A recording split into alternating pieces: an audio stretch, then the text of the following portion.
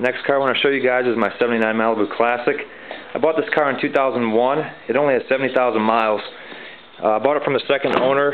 It is a factory buckets council car, including the gauges with tax, so that's something you don't see every day. And the engine's currently out of it. It had the 267, and I'm putting this GM Performance Parts 350, 330 horsepower. I have it apart because I'm putting the comp cam in it.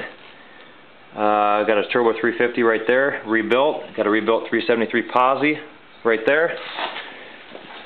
There's my 403, awaiting my 79 Calais. And looking for a mid 13 seconds out of this car, so I should have it running in about a month or two.